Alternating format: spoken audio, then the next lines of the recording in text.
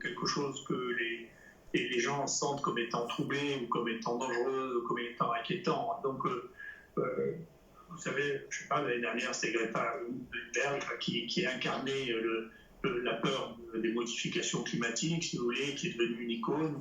Je ne veux pas du tout me comparer à elle, hein, mais ça veut dire qu'au bout d'un moment, on a besoin d'identifier quelque chose dont on perçoit que ça représente un changement ou un besoin de changement dans le monde. Ouais.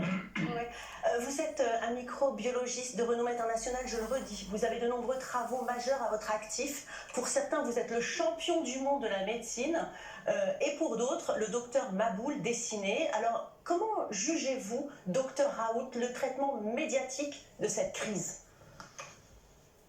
Je ne juge pas et je n'ai pas d'opinion. Là aussi, je pense qu'il y a une révolution qui explique beaucoup de tensions, si vous voulez. Je pense que, je suis désolé pour les médias traditionnels, mais je pense que les médias traditionnels sont en train de rentrer en conflit frontal avec les réseaux sociaux et YouTube, par exemple, comme chaîne d'information.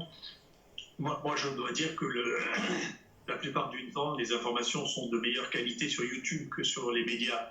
Donc, il y a une révolution à faire. Il y a une mise en danger des médias traditionnels qui se traduit aussi par beaucoup de violence parce qu'elle est mise en danger. Donc, si effectivement, sur un podcast, moi, j'ai 3 fois la notoriété du journal Le Monde, je comprends que le journal Le Monde ne m'aime pas, vous voyez, parce que moi, ça ne coûte rien, ça ne me rapporte rien. Et donc, je deviens un rival incontrôlable, si vous voulez, dans l'information et la clarté ou la réalité de l'information, parce que je n'ai pas d'a priori du tout dans la vie. Donc, là, vous êtes dans un enjeu qui est un enjeu extraordinaire. Vous, le monde des médias traditionnels, que ce soit les journaux, ou que ce soit la télévision, ou que ce soit... on ne peut pas ignorer cette évolution absolument considérable et le rôle que prennent les réseaux sociaux dans l'information. Donc on voit que les médias traditionnels, souvent, ça m'est arrivé à moi, d'ailleurs, identifient comme des fake news, des news qui ne sont pas relayées par les médias traditionnels, mais les médias traditionnels ne relaient pas plus d'informations exactes que les réseaux sociaux. Donc on est dans un tournant historique aussi de la distribution de l'information qui, elle aussi, explique des conflits qui me dépassent de très loin. Hein. Alors vous avez dit que vous vous inquiétez des lésions et séquelles de ce virus sur les patients qui ont eu des formes graves de Covid. On parle de fibrose pulmonaire. Vous craignez même chez les patients qui sont faiblement atteints. Est-ce que ça peut laisser des séquelles ? Qu'est-ce que vous préconisez pour dépister ? Éventuellement, qu'est-ce que vous préconisez pour traiter ? Alors on commence à peine à regarder ça. Ça a été étudié relativement dans les 2 autres épidémies de corona qu'on connaît.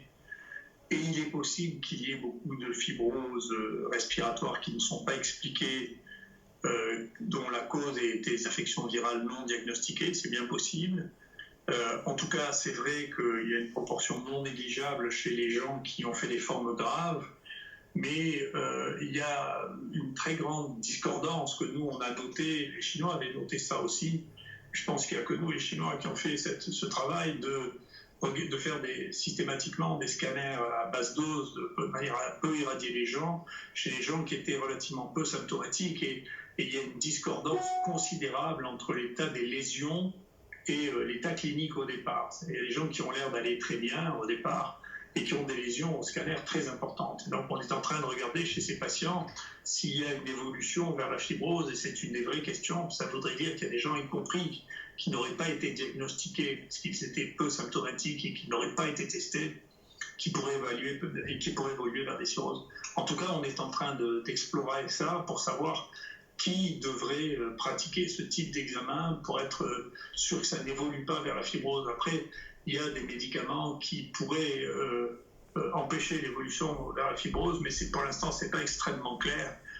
En tout cas, s'ils sont efficaces, c'est au tout début, et donc on a intérêt à détecter ça tôt.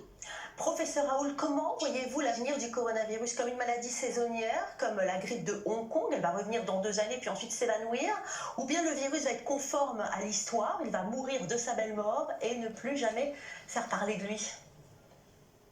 j'en sais rien. Et puis je devine jamais rien, et je prédis jamais rien, et je ne fais pas de modèle de prédiction.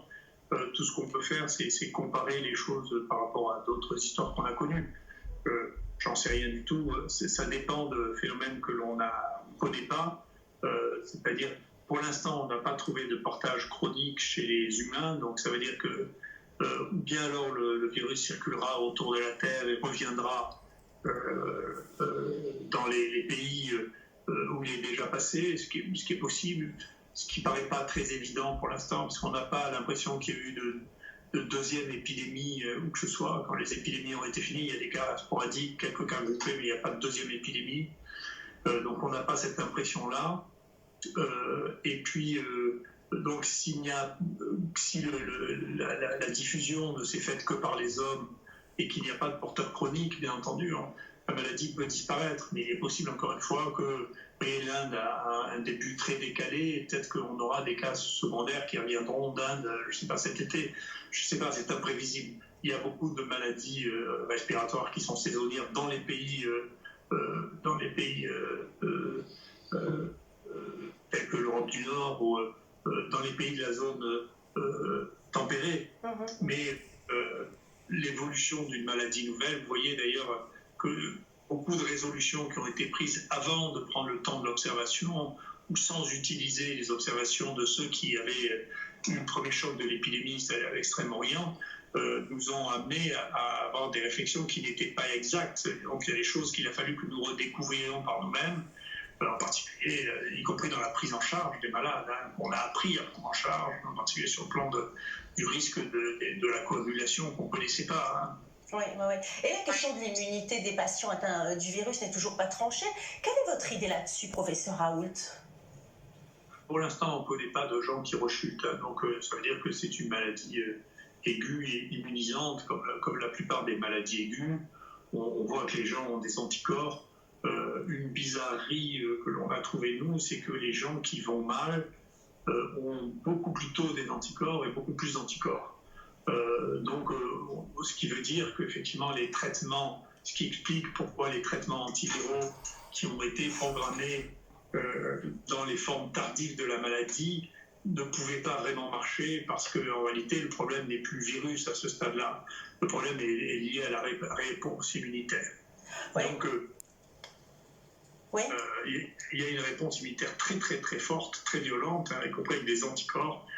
Et donc la plupart des gens sont immunisés quand ils ont fait cette maladie aiguë, telle qu'on peut le détecter par les anticorps, et on n'a pas pour l'instant de cas de gens qui aient fait 2 fois de suite la maladie, donc c'est vraisemblablement une maladie immunisante.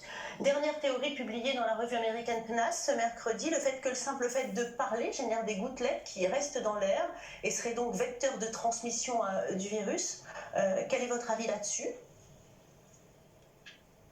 Si vous voulez, je sais depuis bien longtemps, puis on vient de refaire le même travail en Afrique, que les transmissions des maladies respiratoires dans la population générale se fait par les mains et pas par l'expectoration. Donc on sait ça, c'est-à-dire on sait que la meilleure manière de lutter contre les infections respiratoires, c'est de se laver les mains, de se les passer à l'alcool, de le faire très très souvent, parce que c'est par là que ça passe.